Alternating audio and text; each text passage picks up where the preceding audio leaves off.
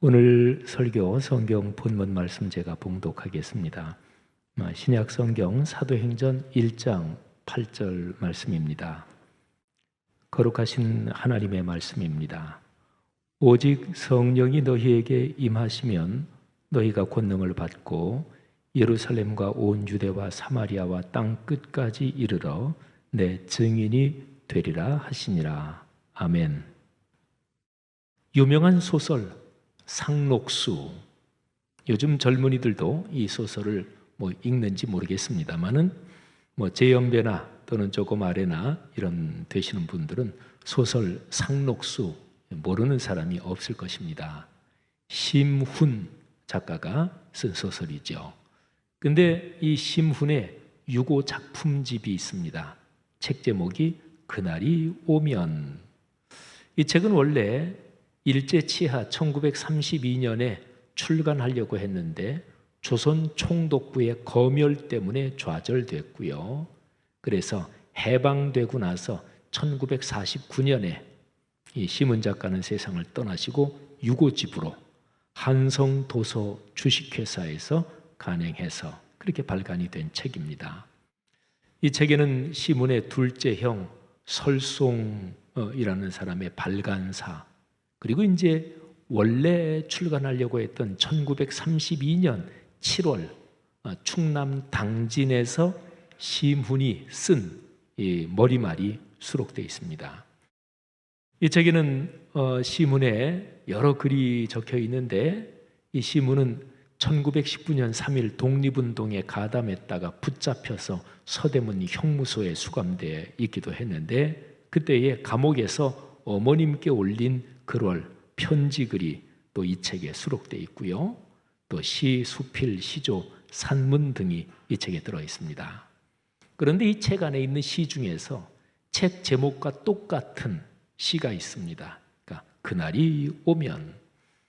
옛날에 학교에 중고등학교 국어 시간에 배운 기억이 있는데 요즘도 이 시를 배우나 모르겠어요.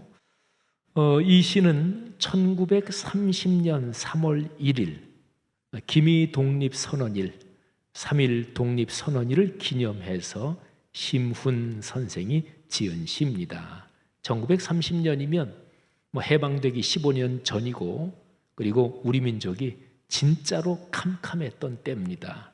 그때에 이 심훈 선생이 나라를 사랑하고 해방과 독립을 간절히 바라면서 쓴 시가 그날이 오면 이것입니다. 제가 낭송해 드리겠습니다.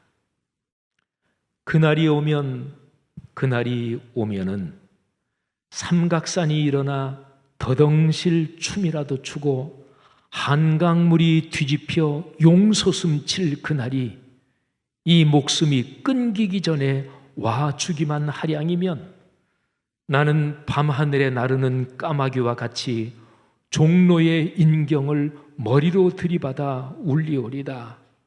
두개골은 깨어져 산산조각이 나도 기뻐서 죽사옴에 오히려 무슨 한이 남으리까. 그날이 와서, 오 그날이 와서 육조 앞 넓은 길을 울며 뛰며 뒹굴어도 그래도 넘치는 기쁨에 가슴이 미어질 듯 하거든.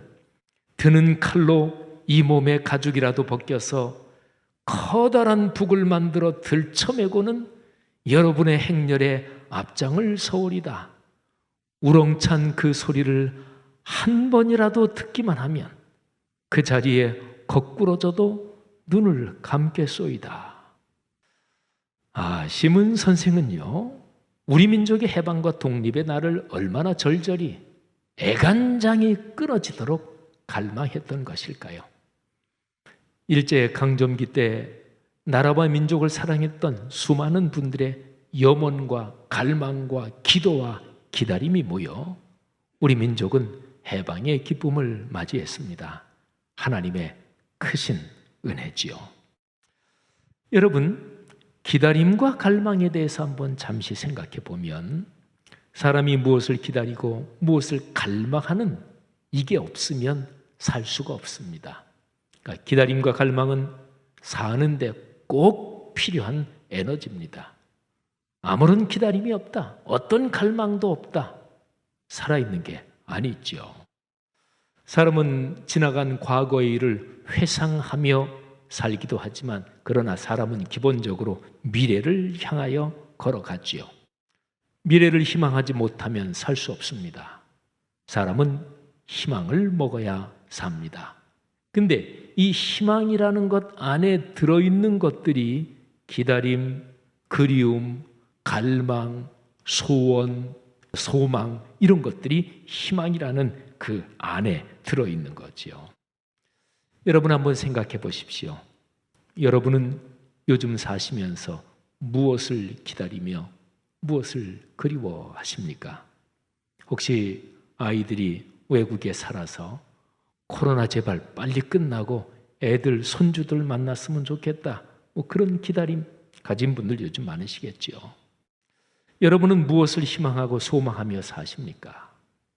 시문의 이 시 제목을 빌려서 질문한다면 여러분이 간절히 바라는 그 날은 어떤 날입니까?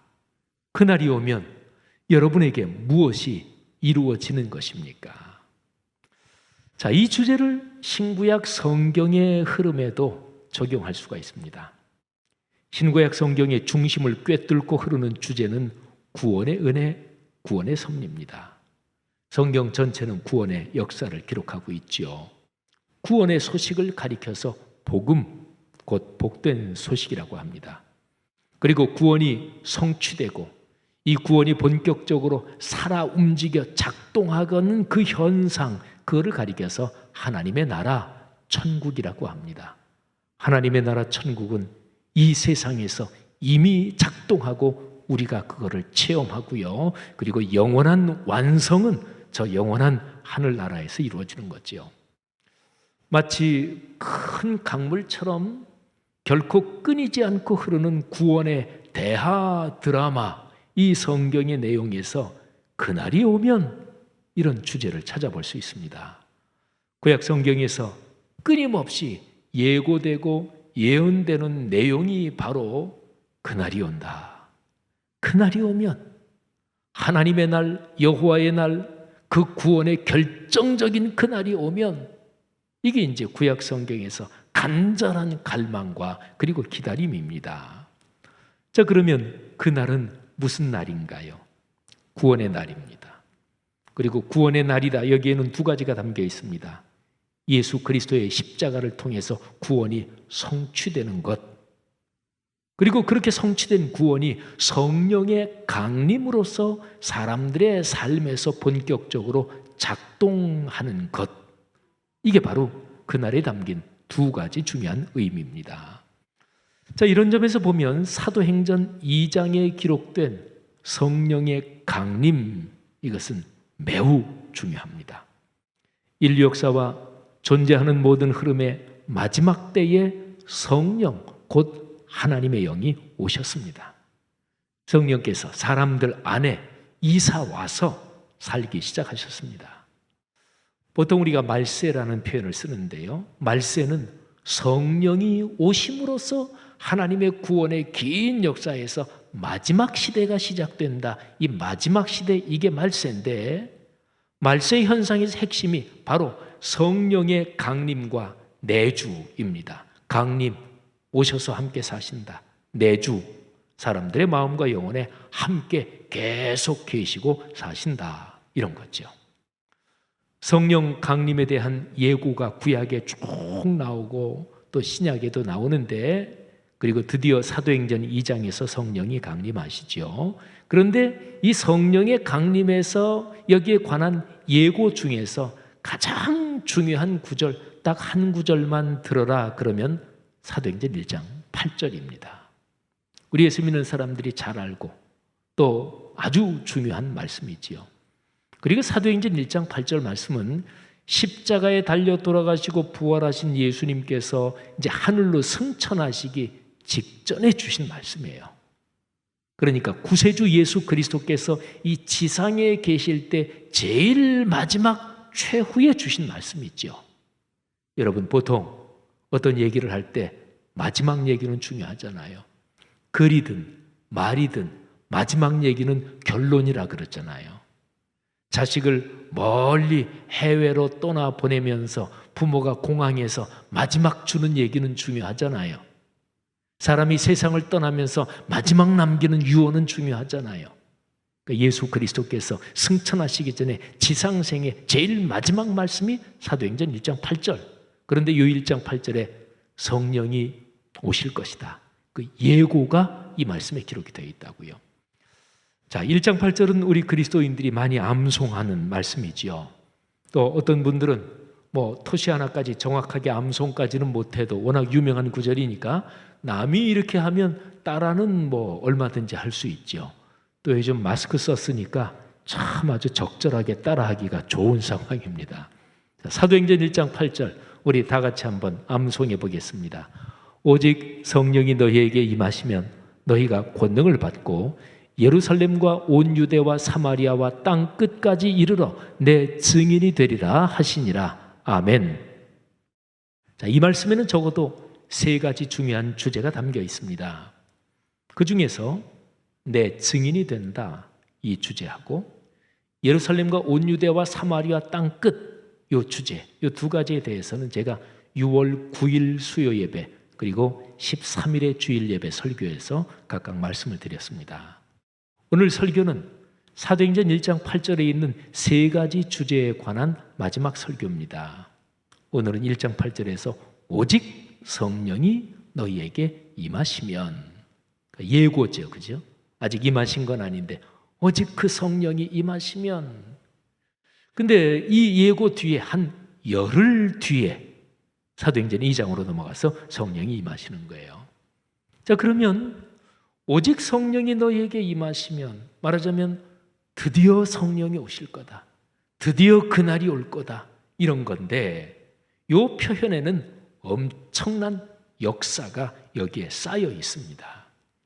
하나님의 사람들이 성령의 강림을 얼마나 오래도록 기다렸던 것일까요?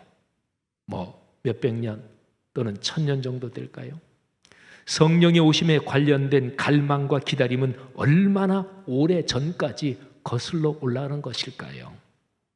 자, 저는 오직 성령이 너에게 임하시면 드디어 성령이 오신다, 결국 그날이 온다, 요 기다림이 성경 전체의 흐름에서 얼마나 오래 전까지 거슬러 올라가는지 그거를 같이 살펴보려고 합니다. 자, 먼저 사도행전의 그 시점에서 300년 정도 거슬러 올라가 보겠습니다. 구약성경 요엘서에 성령의 강림을 예언한 그날을 간절히 바라는 그런 구절이 기록되어 있습니다. 사도행전 2장에 보면 16절부터 21절에 성령이 강림한 직후에 사도 베드로가 지금 강림한 성령, 이 현상은 구약성경 요엘서에 기록된 말씀이 성취된 거다, 이렇게 베드로가 아주 명시적으로 설교를 합니다. 자, 요엘서 2장 28절부터 32절 말씀을 들어보십시오.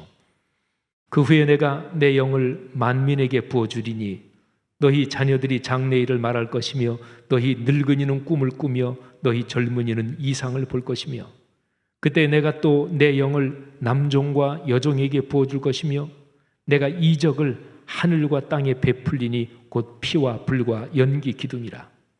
여호와의 크고 두려운 날이 이르기 전에 해가 어두워지고 달이 핏빛같이 변하려니와 누구든지 여호와 이름을 부르는 자는 구원을 얻으리니 이는 나 여호와의 말대로 시온산과 예루살렘에서 피할 자가 있을 것이며 남은 자 중에 나 여호와의 부름을 받을 자가 있을 것임이니라. 아멘. 자, 요엘서 사도행전부터 300년 거슬러 올라간 시점입니다. 자, 이 요엘서의 시대에서 200년 정도 더 거슬러 올라간 그때 사도행전 1장 8절에 성령 강림을 예언하고 갈망한 기록이 또 있습니다. 선지자 에스겔의 선포입니다. 에스겔은 이스라엘 남북 왕국이 몽땅 다 망하고 난 다음에 바벨론 포로로 끌려갔을 때 그 포로지에서 선지자로 부르심을 받은 사람입니다. 주전 593년입니다. 에스겔서 36장 26절부터 28절 이 말씀에 성령이 오신다, 그게 예고되어 있어요. 자, 어떤 표현인지 한번 들으면서 찾아보십시오. 또 새 영을 너희 속에 두고 새 마음을 너희에게 주되 너희 육신에서 굳은 마음을 제거하고 부드러운 마음을 줄 것이며 또 내 영을 너희 속에 두어 이겁니다.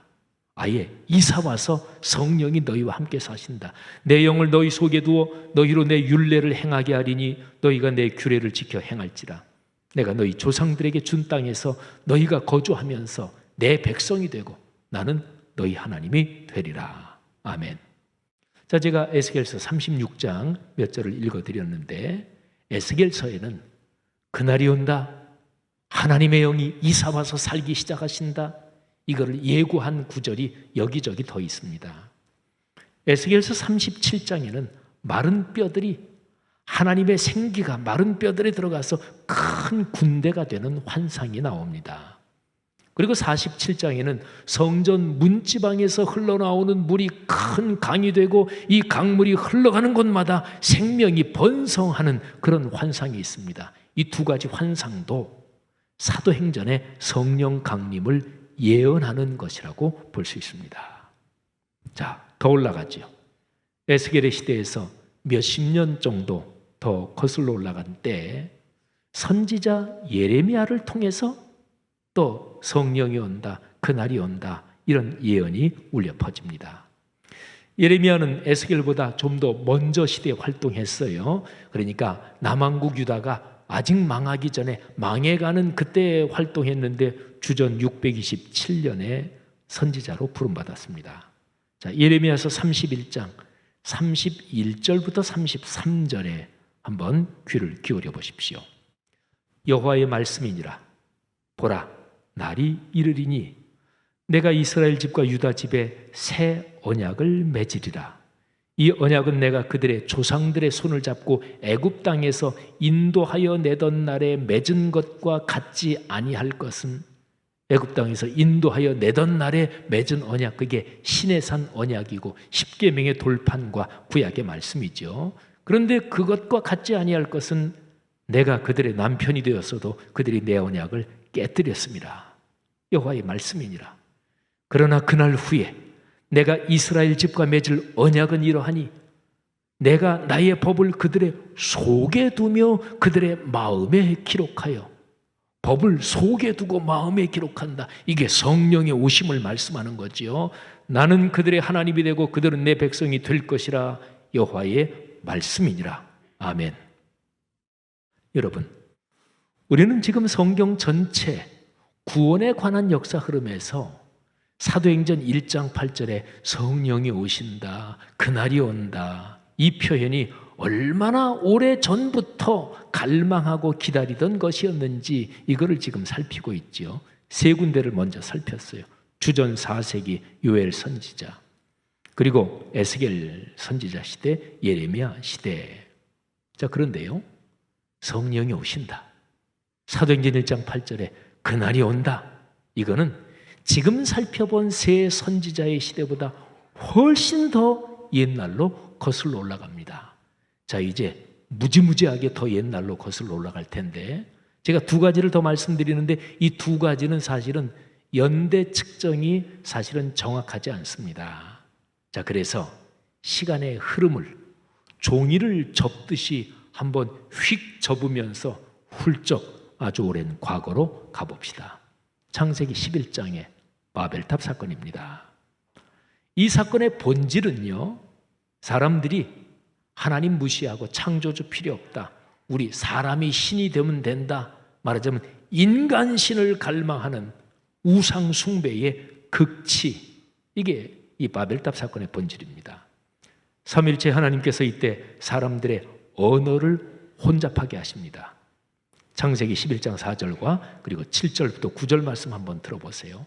또 말하되 자, 성읍과 탑을 건설하여 그 탑 꼭대기를 하늘에 닿게 하여 우리 이름을 내고 우리가 신이 된다, 온 지면에 흩어짐을 면하자 하였더니, 그 다음에 하나님께서 조치하시는 거예요. 거기서 그들의 언어를 혼잡하게 하여 그들이 서로 알아듣지 못하게 하자 하시고 여호와께서 거기서 그들을 온 지면에 흩으셨으므로 그들이 그 도시를 건설하기를 그쳤더라. 그러므로 그 이름을 바벨이라 하니 이는 여호와께서 거기서 온 땅의 언어를 혼잡하게 하셨음이니라. 아멘. 창세기 11장에 바벨탑 사건에서 언어가 얽히고 그리고 꺾이면서 언어가 불통이 됐지요. 근데 사도행전의 성령 강림으로 언어가 소통이 되고 그러면서 복음이 본격적으로 전파되기 시작합니다. 자, 이런 점에서 보면 창세기 11장의 언어의 불통, 그리고 사도행전 2장의 언어의 소통, 이 성령이 오신다, 이런 점에서 보면 사도행전 1장 8절에 그날이 온다, 성령이 너희에게 임하신다, 이 표현은 창세기 11장 사태의 회복이라고 볼 수가 있어요. 그러니까 창세기 11장 그 먼 태고 쪽에 이미 그때부터도 성령이 오신다, 이게 사실은 거기에 간절하게 들어있는 거죠. 자, 한 번 더 시간의 역사를 거슬러 올라가겠습니다. 자, 이번에 제가 말씀드릴 표현은 성경의 기록에서 성령이 오신다 이거하고 연관된 제일 첫 번째 구절이라고 보시면 되고요. 이 창세기 3장 15절인데요. 보통 이 구절을 창세기 1장 1절부터 성경을 쭉 읽어갈 때 예수 그리스도께서 오심을 예고하는 제일 첫 번째 구절, 그러면 바로 창세기 3장 15절입니다. 들어보십시오. 하나님께서 처음 사람을 유혹한 뱀에게 형벌을 내리시는 장면이에요. 내가 너로 여자와 원수가 되게 하고 내 후손도 여자의 후손과 원수가 되게 하리니 여자의 후손은 내 머리를 상하게 할 것이요 너는 그의 발꿈치를 상하게 할 것이니라 하시고. 자, 이 구절에서 여자의 후손, 이거는 예수 그리스도를 가리킨다. 이게 이제 성경학자들의 공통된 해석입니다. 뱀 또는 뱀의 후손은 바로 사탄, 마귀, 귀신을 가리키죠. 악한 영입니다. 예수 그리스도께서 십자가에 못 박혀 돌아가실 때, 웃음을 거두셨을 때 악한 영은 자기가 이긴 줄 알았습니다. 그러나 아니었습니다. 악한 영은 창세기 3장 15절에 기록된 것처럼 겨우 예수 그리스도의 발꿈치 정도를 상하게 했을 뿐입니다. 사흘 뒤에 예수 그리스도께서 죽음에서 부활하시죠. 그 부활로서 예수 그리스도 여자의 후손은 사탄의 머리를 밟고 승리하셨습니다. 자, 이 사탄의 권세를 밟고 승리한 이 승리와 연관해서 두 가지를 제가 말씀드리겠습니다. 아주 중요한 건데요. 자, 사탄의 권세를 꺾고 승리한 승리의 시점은 정확하게 예수 그리스도께서 부활하신 바로 그때입니다. 그러나 두 번째로 이 승리의 능력, 이 승리의 축복이 주님을 믿는 사람들의 삶 속에서 언제부터 본격적으로 작동하기 시작했나? 그는 성령의 강림입니다. 예수님의 부활부터 성령 강림까지가 한 50일 정도 차이가 있습니다. 자, 여러분, 이렇게 보면 태고적 사건을 기록한 창세기 3장 15절, 여자의 후손이 와서 마귀 사탄의 권세를 완전히 꺾는다, 그리고 하나님의 거룩한 영이 사람들 속에 살면서 그 승리의 능력을 만끽하게 한다, 이 사도행전 1장 8절 말씀은 창세기 3장 15절하고 이미 연결이 되는 거죠. 사랑하는 성도 여러분, 우리는 오늘 사도행전 1장 8절에 이 1장 8절에 성령이 오신다, 그날이 온다, 여기에 얼마나 오랜 갈망과 소망과 기다림이 담겨 있는지 그거를 추적해 봤습니다. 성령이 너에게 임하신다, 그날이 온다, 이 말씀이 얼마나 소중한지 모릅니다. 그리스도인 여러분, 여러분 속에 하나님의 영이 사십니다. 태고적부터 수많은 신앙의 선배들이 그토록 간절하게 갈망하며 기다렸던 것이 성령 강림입니다.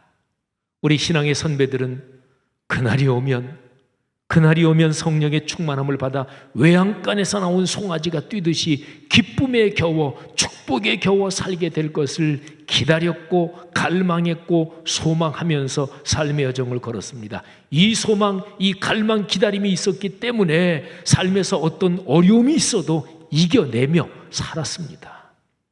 부모가 자식을 기르며 손주들 잘 되라고, 그게 잘 되는 것, 그 기다림, 그 갈망, 소원 때문에 할머니, 할아버지들이 힘을 내고 그러잖아요. 그런 거예요. 십자가의 죽음과 부활 후 주님께서 약속하신 성령이 드디어 오셨을 때 예수님의 제자들과 초기 교회 성도들은 그 기쁨을, 그 천국 하나님 나라를 누리기 시작했습니다. 그때 이후로 성령의 충만함을 받은 사람들이 복음을 전하며 사랑을 실천하며 지금까지 걸어온 거예요. 이것이 기독교의 역사입니다.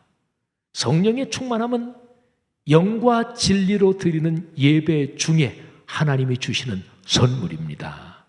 그리고 공예배의 말씀 선포와 개인의 말씀 묵상을 통해 하나님께서 주시는 선물입니다.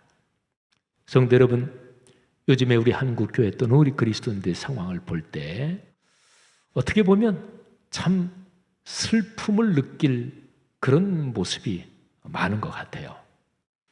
해외에서 목회하는 목사님들, 그런 분들 중에서 한인들이 많은 지역, 미국으로 말하면 뉴욕, LA, 또 남부의 애틀랜타나 이런 데 요즘 한인들이 많이들 이사하신다고 하는데, 그런 데나 또는 유럽으로 말하면 독일 프랑크푸르트나 베를린이나 프랑스 파리나 이런 데는 한국 기업에서 이 직원들이 해외에 3년, 4년 파송 근무하다가 다시 돌아오고 이러죠. 근데 해외에 나가면 예수 믿는 사람들은 그 근처에 있는 교회 나갈 거 아니겠어요? 그런데 해외에서 목회하는 목사님들이 이런 얘기를 해요. 요즘에 상사 직원으로 파견 나와서 그래서 교회 3, 4년 이렇게 다니다가 다시 한국으로 돌아가시고 그런 그리스도인을 보면 한 7, 8년 전, 10여 년 전에 나오시던 분들하고 다르대요. 아주 차갑대요. 헌신하지 않는데요.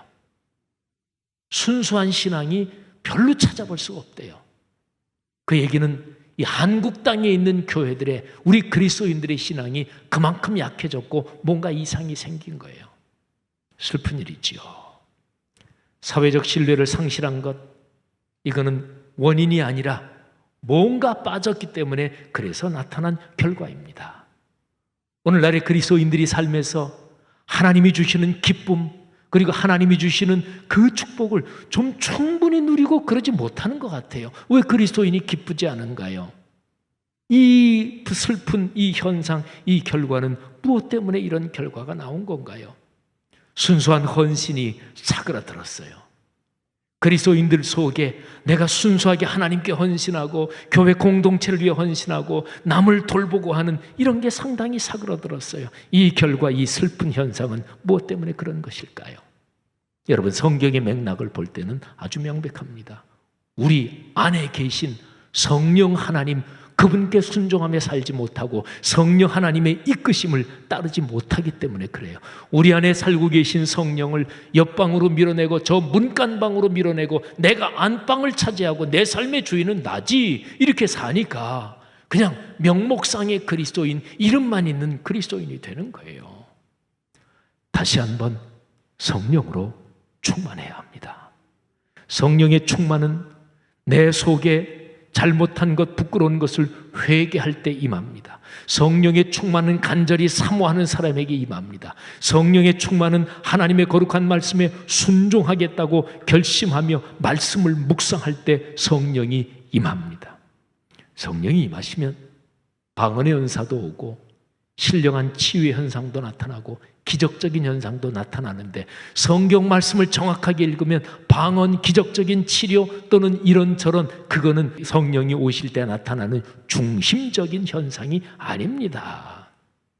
성령이 오시면 그러면 제일 중심적인 게 성령이 그리스도의 영이고 하나님의 영이니까 그리스도를 닮게 돼요. 예수 그리스도를 닮게 돼요. 한국 교회가 성령의 충만을 방언이나 신비한 어떤 치유, 기적적인 현상과 연결시키면서 성령 충만을 받았다고 하는 사람들이 왜 그렇게 세? 왜 그렇게 독선적이야? 자기 신앙이 최고인 줄 알아. 그건 성령의 충만이 뭔가 왜곡된 거예요. 성령의 충만의 제일 중심은 그리스도를 닮게 하는 것, 성경 말씀을 가르치고 그 성경 말씀을 깨닫게 하는 것, 그대로 살게 하는 것, 이게 성령 충만의 중심 아닙니까? 그러니까 그렇게 성령 충만한 그리스도인이 그리스도를 닮으니까 남을 향해서 선의와 호의로 대하게 되고, 남을 배려하고, 그리고 남을 돌보고, 어려운 사람을 돕고, 사랑을 실천하고, 그런 그리스도인이, 그렇게 성령 충만한 사람들이 기독교 2000년 역사 동안 복음을 전하며 그리고 예수 그리스도를 증언하며 살아왔던 거예요. 사랑하신 여러분, 다시 한번 이렇게 성령으로 충만하도록 간구할 수 있기를 바랍니다. 이런 사모하는 마음을 가질 수 있기를 바랍니다. 이런 성령으로 충만한 그리스도인에게 하나님께서 축복을 주시는 거예요. 생각해 보세요. 어떤 신령하고 신비한 기적적인 현상이 조금 있었다고 자기 이기적으로 더 외골수로 굳어져가는 그런 그리스도인에게 하나님이 축복을 주시면, 그러면 하나님의 영광 가릴 거 아니겠어요? 제가 늘 자주 쓰는 표현이지만 일상과 인격이 변하는 것입니다. 그것처럼 큰 축복이 없어요. 그런 그리스도인들에게 하나님께서 영육간의 축복을 부어 주십니다. 사랑하는 성도 여러분, 성령의 인도하심에 순종하는 축복이 여러분에게 넉넉하기를 바랍니다.